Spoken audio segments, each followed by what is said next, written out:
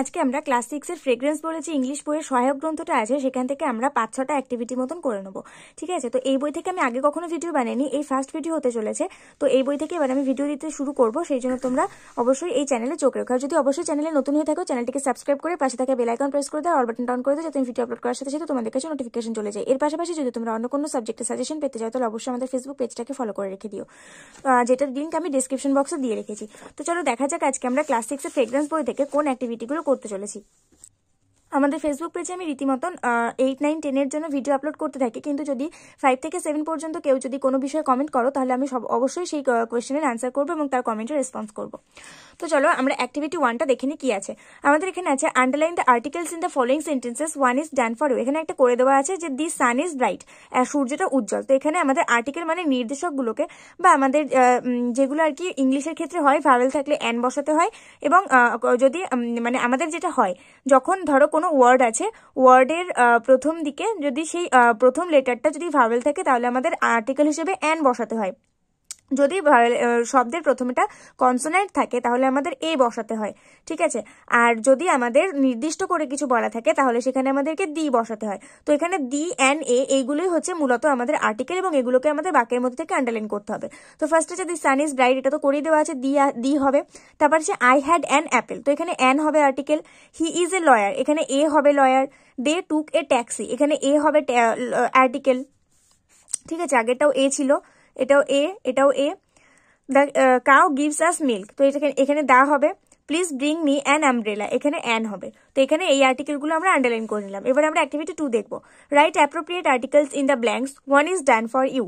একটা করে দেওয়া আছে যে এখানে তোমাকে আর্টিকেল বসাতে হবে। তো এখানে আমাদের বুদ্ধি করে বসাতে হবে। আমি তো আগেই বলে দিলাম যে ভাওয়েল থাকলে অ্যান বসাতে হবে, আর লেটারটা যদি কনসোনেন্ট থাকে তাহলে এ বসাতে হবে, আর কিছু নির্দিষ্ট করে বলা থাকলে আমাদেরকে দি বসাতে হবে। Our teacher showed us a picture, আমাদের টিচার আমাদেরকে একটা ছবি দেখালো। তো একটা ছবি যেহেতু দেখিয়েছে আর পিকচারের পিটা যেহেতু কনসোনেন্ট আছে আমরা এখানে এই বসাতে পারি। তারপর আছে old lady is my mother, ঠিক আছে, এখানে কিন্তু আমাদের দি হবে। এই পুরাতন মহিলাটি, এই বৃদ্ধ মহিলাটি আমার মা। তো এখানে যেহেতু এই বৃদ্ধা মহিলাটি আমার মা বলা হচ্ছে, নির্দিষ্ট করে বলা হচ্ছে, এখানে কি আমরা লিখতে পারি একটি বৃদ্ধা মহিলা আমার মা? সেটা তো কোনো মিনিং দাঁড়াচ্ছে না, তাই না? এই বৃদ্ধা মহিলাটি আমার মা, তাহলে এখানে আমরা দি বসাবো, THE the. The old lady is my mother. I have dash 1 rupee note, আমার কাছে একটা 1 টাকার নোট আছে। তো দেখো ওটা হচ্ছে আমাদের ভাওয়েল, তাহলে এখানে আমরা অ্যান বসাবো, তাই না? আমার কাছে একটা 1 টাকার নোট আছে, তাহলে এখানে আমরা অ্যান বসাবো যেহেতু ভাওয়েল আছে। You can have dash egg everyday, তো এখানে যেহেতু ই আমাদের ভাওয়েল তাহলে এখানে আমরা অ্যান লিখতে পারবো।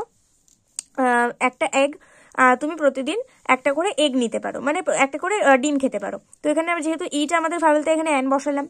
তারপরে আছে Ganga is a sacred river, তো দেখো গঙ্গাকে আমাদের ভারতে অনেকগুলো আছে, অনেকগুলো নেই তো, একটাই তো আছে, আর গঙ্গা হলো আমাদের ভারতের দীর্ঘতম নদী। তো গঙ্গা যেহেতু নির্দেশ করে বলা হয়েছে, একদম নির্দিষ্ট করা হয়েছে, তাহলে এখানে আমরা দি লিখবো। The Ganga is a sacred river. You have come here after a long time, এখানে আমরা এ লিখতে পারি, একটা অনেক লম্বা সময় পরে তুমি এসেছো, তাহলে এখানে যেহেতু কনসোনেন্ট আছে আমরা প্রথম লেটারটা আমরা এখানে এ লিখতে পারি। তারপর আমরা অ্যাক্টিভিটি 3 তে কি করবো, এখানে বলছে identify the common gender and the neuter gender, put them in the appropriate columns, one is done for you. তো ভালো করে দেখো, যেগুলো কমন জেন্ডার সেইগুলোই হবে যেগুলোর মধ্যে জীবন আছে, যেগুলো লিভ করে, যেগুলো আর কি নড়ে চড়ে বেড়াতে পারে, এক জায়গা থেকে আরেক জায়গায় স্থান পরিবর্তন করতে পারে। কিন্তু নিউটার জেন্ডার হচ্ছে সেইগুলো যেগুলো এক জায়গা থেকে আরেক জায়গায় স্থান পরিবর্তন করতে পারে না, যেগুলোর মধ্যে কোনো জীবন নেই, জড় পদার্থ আর কি। তো একটা জৈব পদার্থ জীব আর কি, আর একটা হচ্ছে জড়। তো দুটো আমাদেরকে পার্থক্য করতে হবে। প্রথম আছে চিলড্রেন, চিলড্রেন তো কথা বলতে পারে, এখান থেকে ওখানে যেতে পারে, তাই না? তাহলে চিলড্রেন হচ্ছে কমন জেন্ডার, তাহলে এখানে আমরা চিলড্রেন লিখে দেবো। আর ফ্রেন্ড তো অলরেডি দেওয়াই আছে, ফ্রেন্ডরা কথা বলতে পারে, এখান থেকে ওখানে যেতে পারে। আর তারপরে আছে গোল্ড, তো দেখো সোনা কি এক জায়গা থেকে আরেক জায়গায় যেতে পারে? যেতে পারে না, আর এটার মধ্যে কোনো জীবনও নেই, তাহলে গোল্ড আছে, গোল্ড আমরা নিউটার জেন্ডারে লিখবো, এটা করে দেওয়া আছে। তারপরে আছে চেয়ার, চেয়ার কি এক জায়গা থেকে এক জায়গায় নিজে নিজে যেতে পারে? যেতে পারে না, আর এটার মধ্যে কোনো জীবনও নেই, তাহলে আমরা চেয়ারটাকে নিউটার জেন্ডারে রাখবো। তারপরে আছে টিচার, টিচার তো কথা বলতে পারে, স্থান পরিবর্তন করতে পারে, তাহলে টিচারটাকে আমরা কমন জেন্ডারের মধ্যে রাখবো। তারপরে আমাদের আছে বক্স, বক্স হচ্ছে কোনো একটা জড় পদার্থ, এটার মধ্যে কোনো জীবন নেই, তাহলে বক্সটাকে আমরা এই নিউটার জেন্ডারের মধ্যে রাখবো। ডক্টর, ডক্টরটাকে আমাদের কথা বলতে পারে, স্থান পরিবর্তন করতে পারে, তাহলে ডক্টরটাকেও আমরা এই কমন জেন্ডারের মধ্যে রাখবো।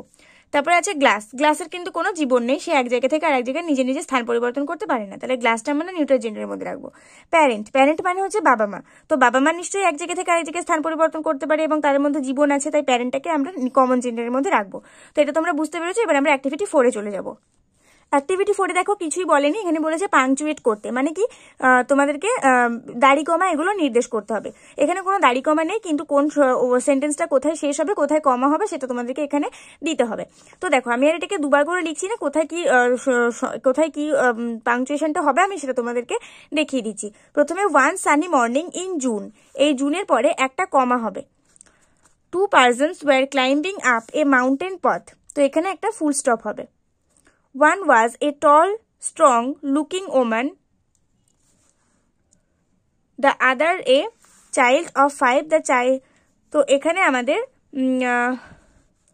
ফুল স্টপ হবে। তো এই ওটা কিন্তু আমাদের বড় হাতের হবে, ঠিক আছে। ফুল স্টপের পরে প্রথম ওয়ার্ডটা কিন্তু প্রথম ওয়ার্ডের প্রথম লেটারটা কিন্তু বড় হাতের হয়। 1 was a tall, strong looking woman, তো এখানে আমাদের একটা ফুল স্টপ হবে, তারপরে আমাদের এই টিটা কিন্তু বড় হাতের হবে। দি আদার এ চাইল্ড অফ 5, এখানে একটা আমাদের ফুল স্টপ হবে, তারপরে আবার এই টিটা আমাদের বড় হাতের হবে। The child had on 2 dresses, এখানে আমাদের ফুল স্টপ হবে, আবার এই ওটা বড় হবে। 1 above the other over these,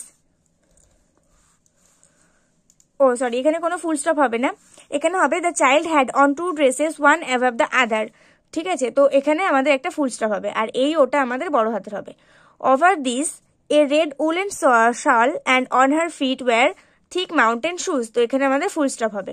তো দেখো কোথায় কি হলো, 1 সানি মর্নিং ইন জুন, এখানে আমাদের কমা হবে। 2 persons were climbing up a mountain path, এখানে আমাদের ফুল স্টপ হবে, তারপর ওটা বড় হাতের হবে। 1 was a tall strong looking woman, এখানে আমাদের ফুল স্টপ হবে, তারপর আমাদের আবার টিটা বড় হাতের হবে। দি আদার এ চাইল্ড অফ 5, এখানে আমাদের ফুল স্টপ হবে, এখানে আবার আমাদের টিটা বড় হাতের হবে। The child had on 2 dresses 1 above the other, এখানে আমাদের ফুল স্টপ হবে, দিয়ে আবার ওটা বড় হাতের হবে। Over this a red woollen shawl and on her feet wear thick mountain shoes, এখানে আমাদের ফুল স্টপ হবে। তো আশা করছি বুঝতে পেরেছো, এখানটা কিন্তু কোনো ফুল স্টপও হবে না, ওটা কিন্তু ছোট হাতেরই হবে, এটা কিন্তু আমি ভুল করে লিখলাম, ঠিক আছে। তাছাড়া বাদবাকি যা লিখেছি সব ঠিকঠাকই আছে। এবার আমরা প্রেজেন্ট, পাস্ট এবং পাস্ট পার্টিসিপল ফর্মগুলোকে দেখে নেব। প্রথমে দেখো আছে রাইট, তো রাইটের পাস্ট ফর্ম হচ্ছে রোট এবং পাস্ট পার্টিসিপল হচ্ছে রিটেন। তারপর আছে সিং, সিং এর পাস্ট ফর্ম হচ্ছে স্যাং এবং পাস্ট পার্টিসিপল হচ্ছে সাং। তারপর আছে প্রেজেন্ট, ড্রাইভ। তো কোনগুলো প্রেজেন্ট মানে প্রেজেন্ট ফর্ম সেগুলো আমাদেরকে লিখতে হবে, পাস্ট ফর্ম লিখতে হবে, পাস্ট পার্টিসিপল লিখতে হবে। তো পাস্ট পার্টিসিপল এখানে আছে ড্রাইভেন আর কি, মানে ড্রিভেন। তো ড্রিভেনের পাস্ট ফর্ম হচ্ছে ড্রভ আর প্রেজেন্ট ফর্ম হচ্ছে ড্রাইভ। তো এখানে আমরা ড্রাইভ লিখে নেবো DRIVE, আর এর পাস্ট ফর্ম হচ্ছে DROVE, ঠিক আছে। পেন্সিল দিয়ে আগে করা আছে, যেহেতু এটা আমার একটা স্টুডেন্টের বই, সে অনেক ক্ষেত্রেই ভুল করেছে, সেই জন্য অনেক ক্ষেত্রে তোমরা ভুল পেতে পারো। তারপরে কি আছে, পাস্ট ফর্মে দেওয়া আছে কেম, তো এটার প্রেজেন্ট ফর্ম তো কাম হবে, তাহলে COME কাম লিখলাম। তারপরে পাস্ট পার্টিসিপল কি লিখবো, পাস্ট পার্টিসিপল কিন্তু আবার কাম হবে, কাম কেম কাম। তারপরে আছে সুইম, প্রেজেন্ট ফর্মে পাস্টে কি হবে সোয়াম, SWAM, আর পাস্ট পার্টিসিপলেও কিন্তু সোয়াম হবে, ঠিক আছে, SWAM, সুইম সোয়াম সোয়াম। তারপরে কি আছে স্পেন্ট, তাহলে পাস্টে প্রেজেন্টে হবে স্পেন্ড আর পাস্টেও হবে স্পেন্ড, স্পেন্ড স্পেন্ড স্পেন্ড, এটা টি হবে, ঠিক আছে। তাহলে প্রেজেন্টে হবে SPENT স্পেন্ড, পাস্টে হবে SPENT স্পেন্ট, আর পাস্ট পার্টিসিপলেও হবে স্পেন্ট। তারপরে পাস্টে আছে গেভ, প্রেজেন্টে হবে গিভ, আর পাস্ট পার্টিসিপলে হবে গিভেন, GIVEN। তারপরে আছে বিল্ড, পাস্টে হবে বিল্ড, BUILT, বিল্ড। রিটেনেও হবে বিল্ড,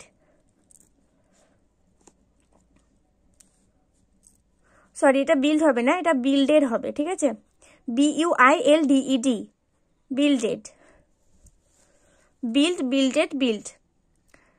তারপরে আছে গ্রিউ, তো এটা হবে গ্রো, GROW, আর এটার পাস্ট পার্টিসিপল ফর্ম হবে গ্রোন, GROWN।